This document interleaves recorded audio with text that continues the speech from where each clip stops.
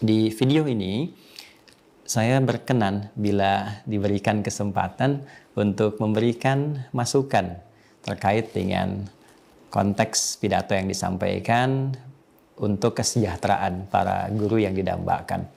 Ada dua formula yang ingin kami usulkan bila berkenan untuk diterima, dan keduanya ini, yang pertama juga telah kita bersama lakukan khususnya di Quantum Akhir Institute, sedangkan yang kedua pernah juga kami usulkan di periode yang jauh sebelumnya. Tentang yang pertama, kami mengusulkan bila dimungkinkan untuk menghasilkan kesejahteraan guru yang optimal di setiap batas wilayah Indonesia, boleh jadi kita bisa mengadopsi pola yang pernah dipraktekkan oleh Nabi Shallallahu Alaihi Wasallam saat awal beliau membangun kota Madinah Al-Munawwarah dengan mempersaudarakan dari kaum muhajirin, orang-orang yang hijrah, dan kaum ansar, para pribumi yang tinggal pada masa itu di Al-Madinah Al-Munawwarah. Konteksnya bukan antara hijrah dengan pribuminya, bukan. Tapi yang penting untuk dilihat bagaimana pola Nabi mempersaudarakan dua elemen ini sehingga bisa seluruhnya kompak membangun negeri.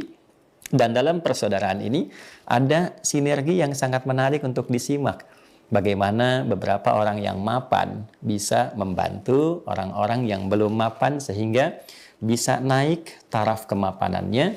Dan dahsyatnya dalam kurun waktu yang sangat singkat dengan pola ini, saling membantu sesuai dengan profesi masing-masing, itu tercapai tingkat kesejahteraan sosial yang sangat luar biasa. Pola keadilan sosial yang patut untuk ditiru.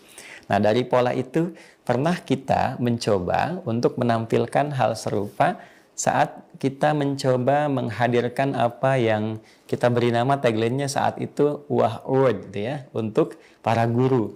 Nah, ternyata ini dapat sambutan yang sangat luar biasa. Kemudian kita adopsi pola yang tadi, orang-orang yang punya kelebihan tertentu yang Allah titipkan pada mereka berupa rizki, lantas kemudian ya kita jadikan itu sebagai satu momentum untuk mempersaudarakan dengan guru-guru ini sehingga bisa dalam tanda petik ya, saya mencari kata yang tidak menggunakan membantu, mensubsidi, tidak, tapi saling menyinergikan.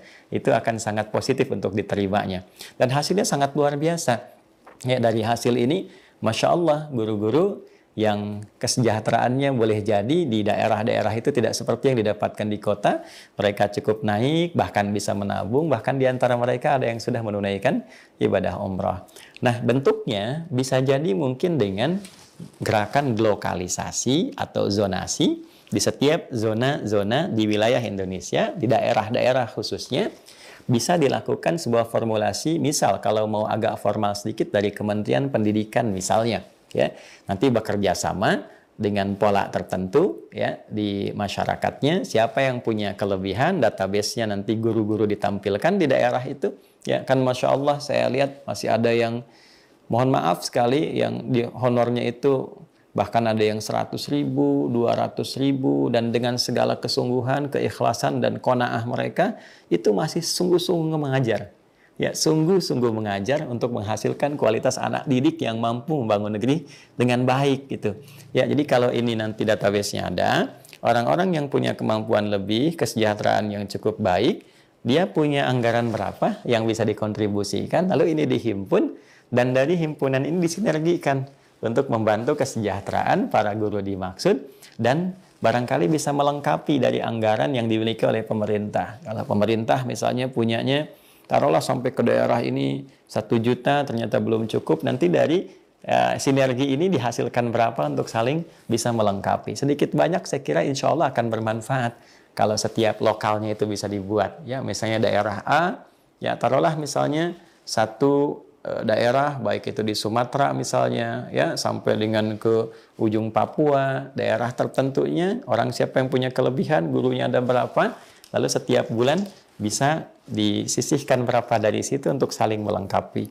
Itu tentu di luar juga yang mungkin bisa ditempuh skemanya dengan Baznas misalnya, ya untuk gerakan mensejahterakan para guru. Kan itu bisa masuk dalam salah satu asnaf yang dimasukkan Ya, dalam penerima baik bagian dari zakat kan juga dibahas, ada infak juga ya. Mungkin itu nanti bisa dilakukan gerakan untuk mensejahterakan para guru, baik guru di sekolah umum ataupun guru di sekolah-sekolah madrasah. Saya kira itu hal yang sangat positif sehingga tidak tertumpuk bebannya ya pada anggaran di APBN semata ya, tapi nanti bisa disinergikan. Ini tentunya harus ada itikat yang baik dari semua, pola bekerja sama dan orientasinya satu ya, untuk membangun negeri, mensejahterakan semua dan semangatnya itu serupa. Ini yang pertama. Yang kedua, barangkali kalau masih diingat saat ada informasi tentang tambang untuk ormas itu dan dulu sempat ramai bahkan viral dibahas di sana sini, saya pernah memberikan usulan bila dimungkinkan dengan skema serupa ada formulasi tambang untuk guru. Ya, jadi bila untuk ormas bisa dilakukan, kenapa untuk guru tidak bisa dilakukan dengan skema yang serupa? Mungkin nanti ya, BUMN menunjuk pihak ketiga tertentu, dikerjasamakan misalnya dengan BUMD tertentu, ya. Ya tidak harus misalnya tambangnya batu bara atau emas. Mungkin di setiap daerah tuh ada mineral tertentu yang bisa dieksplorasi, BUMD-nya kemudian bergerak dan dialokasikan khusus untuk kesejahteraan para guru. Kalau itu bisa dilakukan dengan baik, dengan optimal, dengan niat yang tulus, saya punya keyakinan yang sangat kuat insya Allah dengan niat yang sama-sama bersih, gerakan yang juga baik, gerakan mencintai dan mensejahterakan guru, saya kira insya Allah itu akan sangat positif tuh kita dapatkan. Teman-teman, sebagai penutup, kita mengingat dengan sangat baik bahwa saat Jepang itu mendapatkan musibah dengan jatuhnya atau lebih tepat dijatuhkannya di Nagasaki dan Hiroshima, bom atom yang sangat memakan korban jiwa begitu banyak dan menghancurkan fasilitas begitu dahsyat, dan kita berharap hal-hal dimaksud tidak terjadi lagi. Kita berharap ketentraman, kedamaian di muka bumi ini dengan segala aspeknya. Terlepas dari itu, peristiwanya kan berlangsung di tahun yang sama, ya, di 1945 di bulan Agustus. Kalau saya tidak keliru di tanggal 6 dan tanggal 9 itu, ya, jeda 3 hari kemudian terjadi lagi yang kedua. Dalam dua fase itu, di tahun yang sama, 1945, dan kita merdeka 17 Agustus 1945, dengan durasi yang sama sampai ke sekarang, mari kita hitung. Setelah peristiwa dimaksud, ternyata pertanyaan pertama yang dilontarkan oleh otoritas tempat ya kepada pemangku-pemangku kepentingan itu bukan tentang berapa fatal, bukan tentang berapa banyak korban dan sebagainya, tapi ada satu informasi yang viral diterima oleh kita semua dan kita bisa akses, adalah pertanyaan tentang berapa banyak guru yang tersisa.